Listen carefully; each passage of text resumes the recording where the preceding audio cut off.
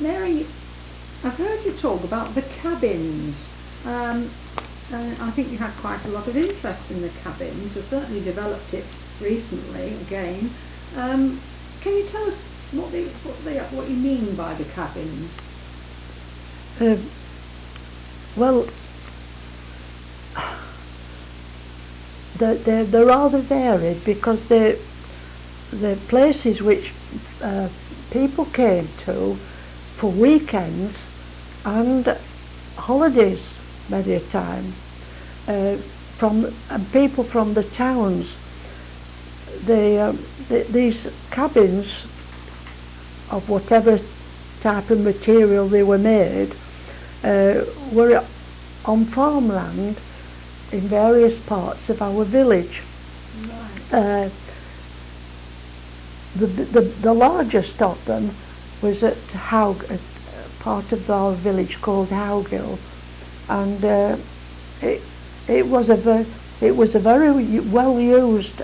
I'll call it a chalet because it was larger than some of the cabins, and every weekend a fisherman and his wife and a friend and his wife came to this chalet, and it was used definitely every weekend at one time.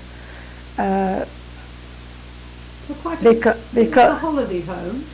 Well, the man called Coates Allinson, who came to this chalet, was a keen fisherman, and the chalet was quite near the river at Howgill, and his friend was Ben, and he liked being out in the country, so because it was a larger chalet than most of them, the two couples came practically, as I say, every weekend, and sometimes for longer holidays, because people didn't go away to stay in those days, because it would have been beyond their means.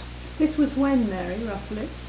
I'm going back now to the 1940s, 50s and 60s that I know these cabins were still well used. Yeah. So I remember the largest one was the one at Howgill. There was another one in the field at Howgill. This was a wooden one, not as big, and that was used by some people who were from Bairstow, and I remember the name as well. It was Wadsworth, and they had family, but I can't just remember what family there was. And then there was another one of similar size in a croft at Bridgend Farm, which was used by a family. I think that family was from Burnley, and that they were used. These others were all used really well, and practically every weekend, and for holiday times as well. I've heard about one at Skellerum.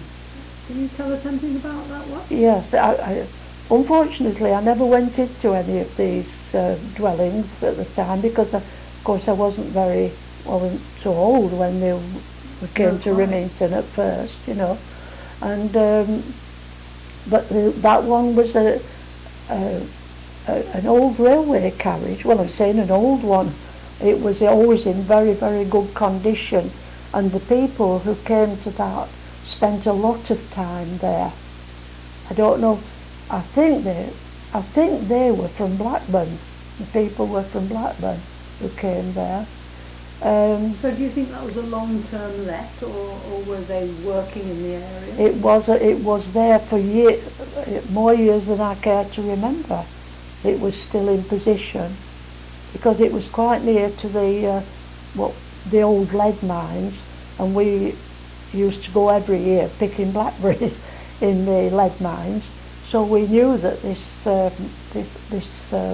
railway carriage was very well used, because we quite often saw people staying there. Yes. Yeah. And there's another. I think there's another railway carriage somewhere. Is that?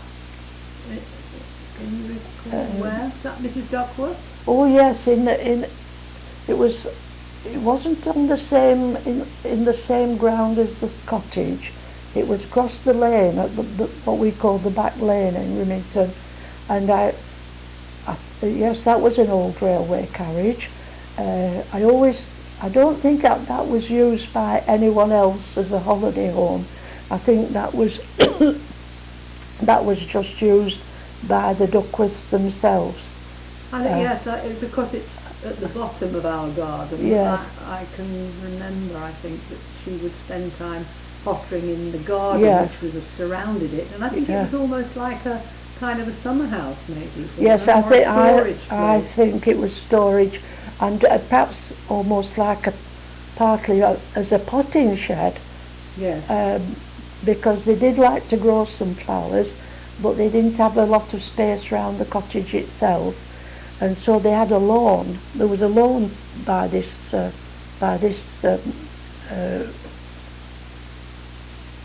Carriage. yes, and I think also it was a good Mrs. Duckworth would use it as a drying ground, because Mr. Duckworth had his own shed in the space by the cottage, because he was a very handy man with all sorts. He could make anything that you needed. I believe so. I've heard Yeah. that. Yes, especially if it was in metal, he would make the part that you wanted. Yes, they were very, very, very well used. Well, you could call them little dwellings, really, because people made so much use of them for weekend cottages. Yes. And for the holidays. It's such a pity you weren't able to get in to see the insides of one of them. Yes, of course, you see, I was always keen on being out of doors, but I don't think I went quite so far away from home. I spent quite a lot of time in the local fields around my own home. How would these holiday makers have got here, do you think? Would they have come by car, or would they have come by train? Or would that possibly be on your memory, really? Kind of not Yes, something you concern yourself with?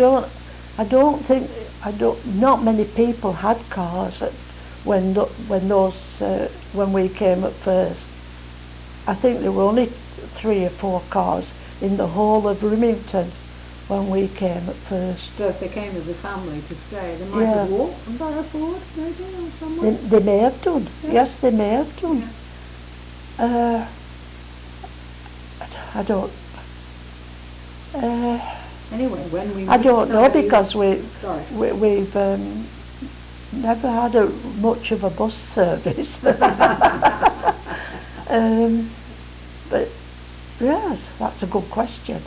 And the that- other questions that you would like to ask about these chalets and what's inside? Oh, I'd love to know quite a bit about the chalets, because I've always been fascinated by where you would obtained your water, because